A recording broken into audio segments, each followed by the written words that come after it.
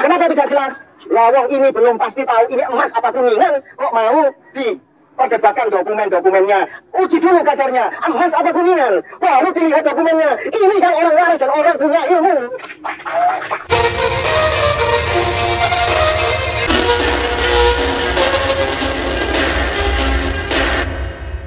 Jadi pertemuan di Banten mutlak tidak perlu dan tidak penting. Karena apa? Bagaimana kita mau meributkan ini emas atau tidak dengan mencari-cari dokumennya, sementara kadar emasnya tidak dites. Ini emas apa kuningan? Kalau ini ternyata kuningan, buat apa dicari dokumennya? Tes dulu kadar DNA-nya, tes dulu genetikanya, baru silsilah nasabnya bisa dipertimbangkan keabsahannya. Kalau sudah kadarnya saja sudah bukan emas, buat apa ribut dengan kitab nasab dan silsilahnya? Bisa dikatakan pasti palsu. Bahkan pertemuan kemarin di seminar nasional di Padasuka mensepakati bahwa siapa saja yang arogan dan melakukan penipuan mengatasnamakan sebagai cucu Nabi atau dzurriyyah Nabi SAW, kami sepakat akan kami minta pertanggungjawaban secara hukum untuk memaksa hadir. Dari mana pembuktiannya? Dari mana dia bisa menyatakan diri sebagai keturunan Nabi? Kalau secara tes DNA gagal, ya berarti harus dia itu sadar diri dan tobat. Karena kalau kita, dia tidak tahu kapan dia lahir, dia anaknya siapa, dia keturunan siapa, kita juga percaya dengan memberikan cek kosong bahwa mereka keluarga Nabi, kita juga sama berdosanya. Sama juga kita menyuburkan, mensepakati kejahatan itu sendiri. Dan alhamdulillah, Kiai Imaduddin Usman tidak hadir di Banten. Kiai Imaduddin Usman dan Tubagus Nur Fadil dan sebagian besar dari keluarga kita menghadiri pertemuan di Cirebon, baik itu dengan pondok pesantren maupun dengan salah satu kesultanan di Cirebon. Dan ini jauh lebih penting daripada kita mau diadu domba dengan forum yang tidak jelas. Kenapa tidak jelas? Lawang ini belum pasti tahu ini emas apa kuningan, kok mau diperdebatkan dokumen-dokumennya. Uji dulu kadarnya, emas apa kuningan, baru dilihat dokumennya. Ini yang orang waras dan orang punya ilmu.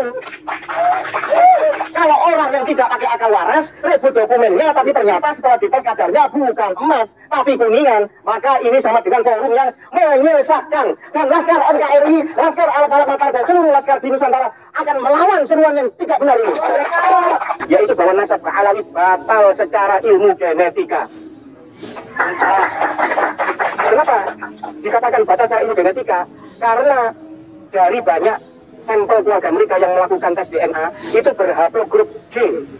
Padahal keluarga Sayyid Syarif Sadah Internasional di banyak negeri dengan yang tercatat kuat secara kitab, manuskrip dan silsilah itu semuanya adalah J1. Dan ada kode Abrahamik dan ada kodenya Imam Ali FGC 10500. Jadi dengan kemarin menghadirkan 4 pakar DNA genetik, ya kan? Bahkan salah satunya adalah kepala lab dari Badan Riset Inovasi Nasional yang menyebutkan bahwa Mbak Alawi itu berhaplogrup G. Mereka secara garis lurus laki-laki, kromosom Y-nya, mereka bukan saja batal sebagai keturunan Nabi atau Bani Hashim, mereka juga batal sebagai keturunan dari Quraisy, dan juga mereka sama sekali bukan orang Arab.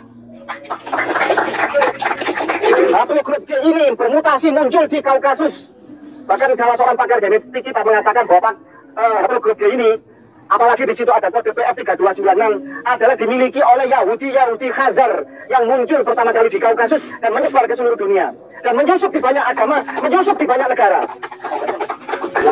Yahudi Khazar ini sama sekali tidak ada keterkaitan darah dan nasab dengan Nabi Yakub bin Nabi Ishak bin Nabi Ibrahim.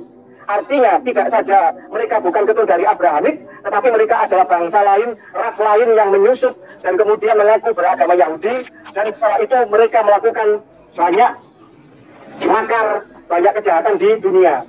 Jadi wajar kalau kemudian mereka dibawa Belanda dan menjadi agen-agennya. Seperti saya katakan tadi bahwa Gubernur Jenderal VOC dari Jan Pieterszoon pun sampai yang terakhir ketika tahun 42 kalah sama Jepang itu adalah dari Yahudi ini.